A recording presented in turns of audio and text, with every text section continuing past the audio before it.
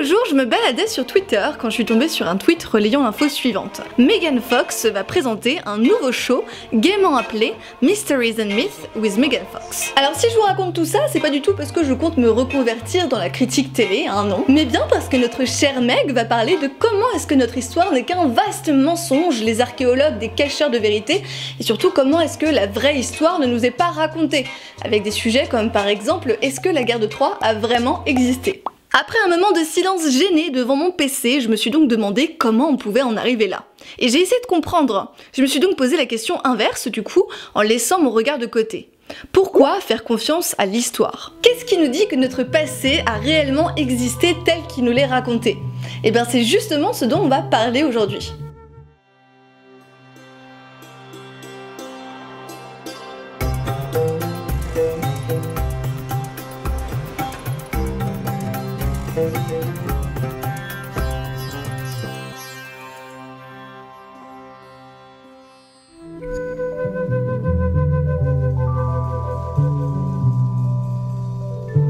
Au tout début de ma réflexion, je me suis demandé comment est-ce que les gens pouvaient bien percevoir l'histoire et surtout de manière générale comment est-ce qu'on pensait qu'on avait réussi à connaître notre passé. Du coup j'ai demandé un petit peu autour de moi ce qu'en pensaient mes amis.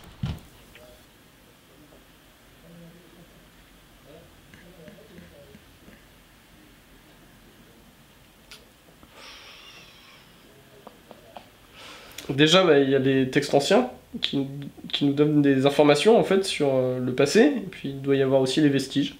Ok, dans cette phrase de mon ami Carlos, j'ai noté une chose pertinente. Pour comprendre notre histoire, il faudrait donc commencer par analyser les traces qui sont laissées. Donc ça peut être des textes, des écrits, des vestiges. En vérité, il y a une énorme diversité dans la nature de ces témoins. Ok, jusqu'ici ça va. Mais du coup, comment est-ce qu'on les obtient au juste ces témoins? Ils sortent tout de même pas de nulle part. Alors ces vestiges, avant de les comprendre, ils nous sont parvenus de plein de façons différentes, que ce soit par la transmission ou la découverte inopinée, mais la chose numéro 1 qui nous permet d'y avoir accès, c'est l'archéologie. L'archéologie, c'est une pratique scientifique qui a beaucoup, mais alors beaucoup évolué. On est globalement parti d'un YOLO le plus total pour arriver à l'archéologie contemporaine. Avant la fin du 19e et le début du 20e siècle, la discipline ne s'inscrivait pas dans une démarche scientifique, mais plus comme une pratique pas forcément cadrée, bien qu'on essayait d'avoir une certaine rigueur, comme par exemple avec la découverte du site de Pompéi en 1763, avec des méthodes de fouille assez rigoureuses pour l'époque. Ils avaient déjà des petites zones toutes bien numérotées, c'est adorable. Sauf que, ça n'a pas été que ça.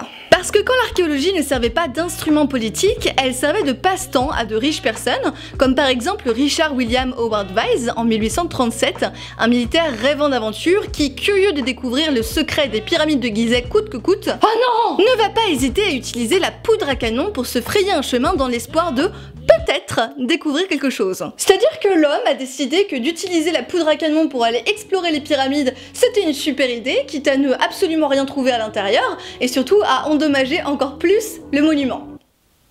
Bon, par malchance, le bonhomme va quand même tomber sur des trucs plutôt stylés, puisque dans la pyramide de Mykérinos, il va découvrir le sarcophage du roi. Tout à fait logiquement, il a remis cette incroyable découverte aux dirigeants de l'Égypte de l'époque, Mehemet Ali, afin que ce trésor historique soit préservé.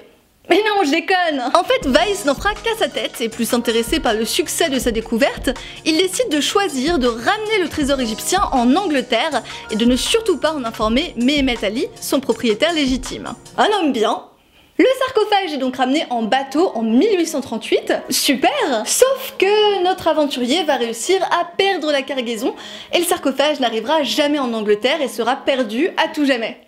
Certains s'estiment heureux puisque grâce à lui, il nous est quand même parvenu des croquis assez détaillés du sarcophage, ce qui est très chouette, mais faut quand même pas oublier qu'il a commis un bon nombre de crimes archéologiques, et que peut-être que sans lui, on aurait toujours ce fameux sarcophage. Bien heureusement, à l'heure actuelle, la méthode archéologique scientifique garantit une certaine fiabilité. Grâce à de nombreuses disciplines et méthodes d'études qui s'entrecoupent pour parvenir à un même résultat, ce qui est un processus long et précis, on arrive à des connaissances très spécifiques sur un site ou des objets. On est là pour chercher les différents plusieurs indices qui sont dans le sol qui permettent de restituer comment c'était avant. Et ces indices ne sont pas toujours évidents à comprendre ou à concevoir.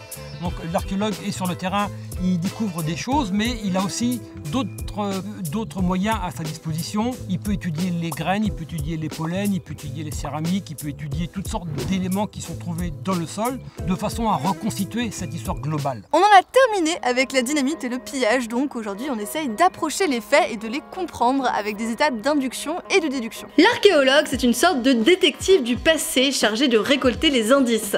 Le processus est un peu plus délicat qu'en sciences dites dures, puisqu'on ne peut pas appliquer de démonstration comme avec les mathématiques par exemple, mais on doit vérifier nos hypothèses en fonction de la fiabilité des éléments trouvés et de leur intérêt. Et pour cela, on n'a pas 30 000 solutions, il faut fouiller. En ce qui concerne les fouilles, on a grosso modo deux grandes possibilités. Les fouilles préventives, c'est-à-dire qu'avant la construction d'un bâtiment ou d'un terrain, on fouille le sol en prévention pour vérifier s'il présente ou non un intérêt archéologique, et afin de préserver et éviter de détruire notre patrimoine, vous l'aurez compris. Également, on peut réaliser ce qu'on appelle des fouilles programmées, c'est-à-dire que cette fois, on ne fouille pas dans l'urgence d'une construction, mais bien dans un cadre préparé, prévu, si on juge un site digne d'un intérêt ou d'une problématique. Cependant, certains curieux n'attendent pas des fouilles archéologiques pour partir à la recherche de trésors, puisqu'il existe un véritable marché autour de la recherche justement d'objets anciens, avec notamment des outils de détection, comme par exemple les détecteurs de métaux. Les poileurs, comme on les appelle, en référence aux détecteurs qu'ils utilisent, ont donc pour passion de rechercher des objets dignes d'intérêt et de détruire notre patrimoine. Alors je sais, je vous vois venir, vous allez dire que ça va, j'exagère, que c'est pas si grave. Sauf que si, là où les pilleurs pensent ne rien faire de mal, ils détruisent en réalité sans le savoir le patrimoine archéologique. Parce que lorsque l'on sonde le sol pour en extraire des objets, ça implique la disparition d'indices de surface qu'on ne connaît pas forcément, la pénétration dans des structures et des couches archéologiques, la destruction de roches sédimentaires qui aident les archéologues, et bien évidemment le déplacement et la disparition définitive et irrémédiable de vestiges essentiel pour la datation et la compréhension d'un site. En d'autres termes, lorsque vous retirez d'un sol un objet pour vous amuser grâce à un détecteur de métaux, vous détruisez le travail des archéologues puisqu'il va nous manquer des preuves essentielles à la compréhension de notre histoire. Et il faut pas vous dire que parce que vous n'êtes pas sur un site de fouille, du coup c'est pas grave et vous pouvez le faire. Parce que n'importe quel site au final, n'importe où, peut être considéré comme un site de fouille et peut être potentiellement digne d'intérêt. C'est bien pour ça que la détection et les appareils de détection sont interdits. C'est parce que c'est une forme de pillage archéologique et c'est surtout prendre le risque inconsidéré de détruire à jamais des indices précieux sur notre histoire. Si vous avez envie de vous intéresser à l'archéologie, donc c'est super génial, c'est trop cool, mais par pitié n'essayez pas de jouer aux archéologues amateurs, vous risquez surtout de détruire notre patrimoine et ça c'est moins cool. En revanche, il existe des événements comme par exemple les Journées nationales de l'archéologie qui arrivent d'ailleurs très bientôt les 15, 16 et 17 juin, donc si jamais vous voulez découvrir un petit peu l'envers du décor de la recherche, n'hésitez surtout pas, vous aurez accès à plein de sites de fouilles, à des ateliers, à des conférences ou encore à des villages de l'archéologie. C'est mis en place dans toute la France, donc vous pouvez globalement y accéder un petit peu n'importe où, il suffit juste d'aller voir les chantiers qui sont disponibles dans votre région sur la carte qui est disponible sur leur site internet. C'est vraiment une super idée si vous avez envie déjà de vous amuser et puis de répondre à votre curiosité concernant les fouilles, et puis c'est aussi une expérience un peu originale puisque ces sites là ils sont pas du tout ouverts au public d'habitude. Ok, donc du coup a priori grâce à l'archéologie on peut avoir confiance dans les éléments qu'on découvre et qui nous donnent des indices sur notre histoire. Cependant, imaginons, si je vous donne un morceau d'inscription qu'on aurait réussi à traduire et à dater à disons 500 ans avant ce bon vieux JC, est-ce que ça veut dire que son propos est nécessairement vrai? Si cette inscription nous explique que, je sais pas moi, en 500 ans avant Jésus-Christ, Michel a mangé une poire, oh, terrible vulgarisation, est-ce que ça veut vraiment dire qu'il y a 500 ans, Michel a mangé une poire? Et bien ça c'est le dilemme des historiens et leur taf aussi. L'historien et l'archéologue sont des enquêteurs du passé et il existe d'ailleurs un tas de métiers étroitement liés qui travaillent ensemble pour résoudre cette sorte d'enquête géante à l'échelle de l'humanité. Et des historiens ou des chroniqueurs qui nous expliquent un petit peu comment ça se passait à leur époque ou aux époques passées, et ben on en a eu depuis fort longtemps. Mais encore une fois, nouvelle problématique, comment faire confiance aux historiens ou aux chroniqueurs de l'époque. Ils sont soumis aux mêmes problématiques et il est raisonnable de porter des doutes sur eux. Parce que par exemple dans le monde antique, les historiens étaient souvent très riches et écrivaient sur ce qu'ils connaissaient, en ne donnant du coup qu'une seule perspective de l'histoire. Prenons par exemple l'historien romain Titus Livius, qui a écrit notamment la monumentale œuvre de l'histoire romaine. Rien que ça, et ben y a pas de souci, il pouvait parfaitement nous parler des festivités et de la capitale. Par contre, il aurait été bien incapable de raconter l'expérience de vie d'un Romain pauvre ou d'un esclave. Est-ce que ça veut dire du coup que ces personnes-là n'ont pas existé ? Bah non. Heureusement, on a aujourd'hui une toute autre approche de la discipline historique. On essaie de mener cette enquête avec des sources écrites et non écrites. Et c'est d'ailleurs pour ce genre de raison qu'on fait bien la distinction entre les deux supports qui n'ont absolument pas la même fiabilité.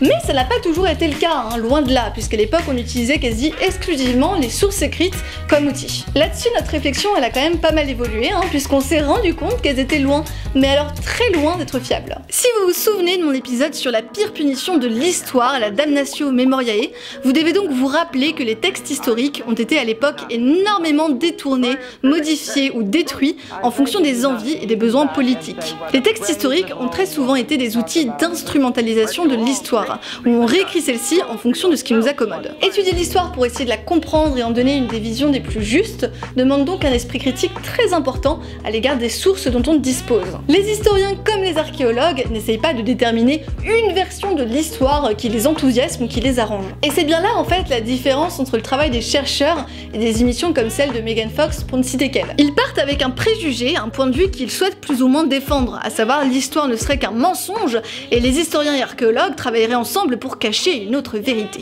Notre histoire c'est le résultat de tout un travail d'analyse de nombreux témoins du passé, de critiques, de doutes, de neutralité et de remise en question, et ce par des milliers de spécialistes à travers le monde. Pour répondre à la question de départ, à savoir est-ce qu'on peut avoir confiance en l'histoire, et bien la réponse est donc oui. Pour répondre à la question peut-on croire en l'histoire, et bien je répondrai tout simplement que ça relève pas vraiment de la croyance. On ne peut pas choisir de croire ou non à cette science, puisque la croyance de Megan Fox ou des autres n'affecte en rien les résultats de recherche scientifiques qui sont présents. Les découvertes, résultats et conclusions issues des méthodes scientifiques sont des faits. Il s'agit pas de dire que l'histoire est une vérité absolue et immuable dont nos connaissances sur le sujet n'évolueront plus. Si jamais on met au jour de nouveaux éléments scientifiques venant faire évoluer notre réflexion sur ce qu'on pensait être la version juste d'un fait historique, bien sûr que oui, l'histoire évoluera aussi avec.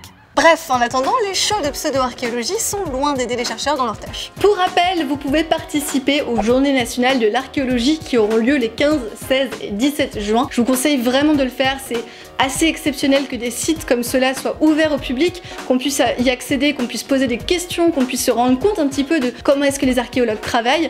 Donc vraiment, si vous avez envie de passer une journée de week-end assez chouette en famille ou entre amis, n'hésitez surtout pas à y aller, c'est une super bonne idée. Et en plus, il y en a partout en France, donc c'est vraiment le bon plan. Si vous aimez bien l'archéologie, n'hésitez surtout pas à aller jeter un coup d'œil à mon Instagram, où je développe une ambiance un petit peu arty, aventurier début de siècle. Également, vous allez avoir dans quelques jours un vlog sur le tournage de cet épisode, parce que je me suis dit que ça pourrait être cool de vous montrer comment est-ce que je fais pour tourner un épisode des Revues du Monde. Voilà, ce sera tout pour moi, je vous dis au revoir et à très vite pour de nouvelles aventures.